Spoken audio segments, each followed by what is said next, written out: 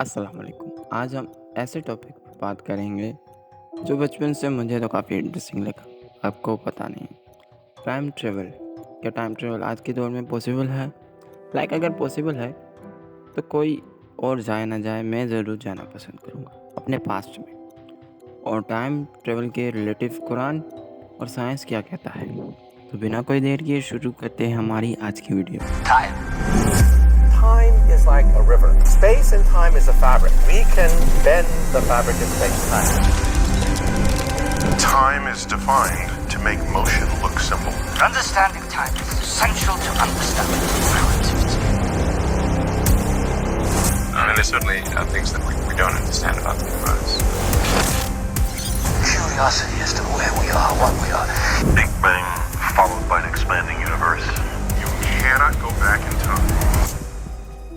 Einstein's special theory of relativity lays out the whole recipe of how you can move into the future. Can you travel faster than the speed of light to a wormhole?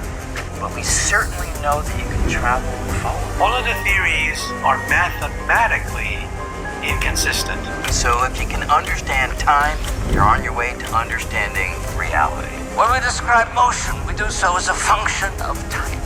But the mathematical description of velocity is moot unless we can define time. What is time? And for that matter, what is space?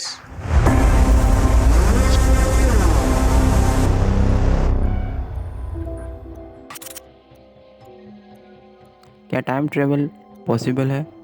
ये ऐसा ही है जैसे Newton ज़्यादा smart है या Albert Einstein, क्योंकि Newton के law के मुताबिक टाइम ट्रैवल इम्पॉसिबल है, लेकिन एल्बर्ट आइंस्टाइन के मुताबिक टाइम ट्रैवल पॉसिबल है। बस कुछ कंडीशन है। पिछियोगा अमेरिकन फिजिकोलॉजिस्ट हैं जिन्होंने इस वीडियो में टाइम ट्रैवल को इजी वे में एक्सप्लेन किया है।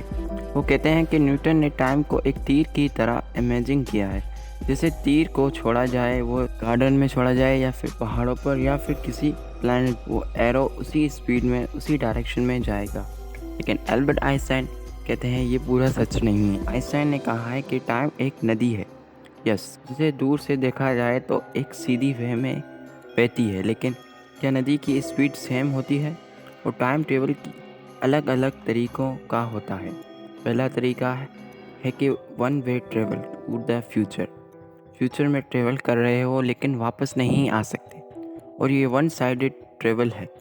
इसका एग्जांपल हो गया इंटरस्टेलर फिल्म, जहाँ पर एक आदमी फ्यूचर में तो जाता है और उसकी उम्र उतनी ही रहती है और उसकी फैमिली के मेंबर्स, और वो जब वापस आता है उनसे मिलता है तो कुछ तो बूढ़े हो जाते हैं और कुछ की डेड हो जाती है।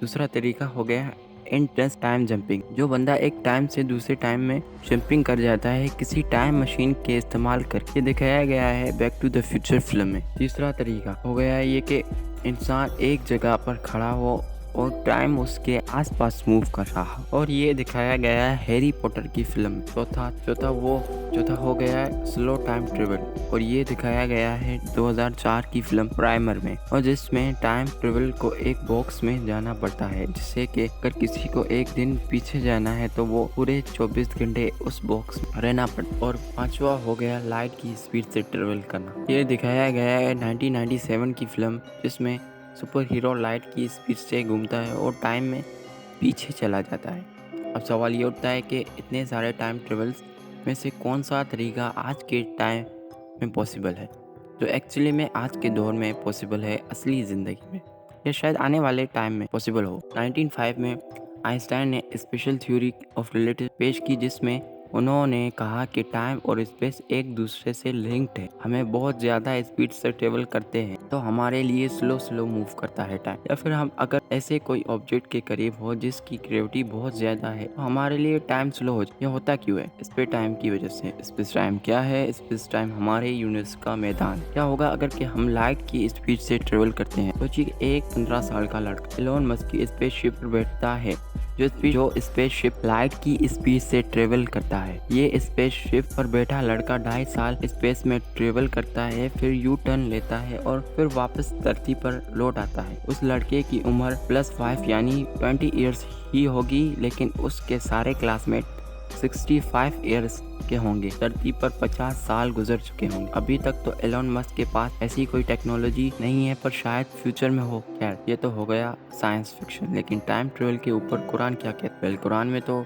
टाइम ट्रेवल का कुछ खास तो नहीं, लेकिन ऐसा कुछ भी अगर मुमकिन हो तो वो या तो किसी अंबिया या फिर किसी नबी के हाथों, या मुमकिन हो सकता है कि उस इंसान, ऐसा शख्स जिसकी जिनों के साथ ऐसे फ्यूचर की सारी बातें या पास्ट की बातें बताते हो। वैसे तो टाइम ट्रेवल पॉसिबल है, पर उसकी कुछ कंडीशन है। और भाई ये इतना बड़ा टॉपिक है जिसके सेकंड पार्ट भी बन सकता है, जो टाइम डायलेशन के ऊपर हो। अगर इस वीडियो का दूसरा पार्ट चाहिए तो मुझे कमेंट में बताएं, और जिसने अभी तक मेरा चैनल सब्सक्राइब नहीं किया वो सब्सक्राइब कर दे। और आज के लिए इतना ही, मिलते हैं हमारी अगली वीडियो। आई होप कि आपको वीडियो अच्छी लगी होगी। अल्लाह हाफिज़।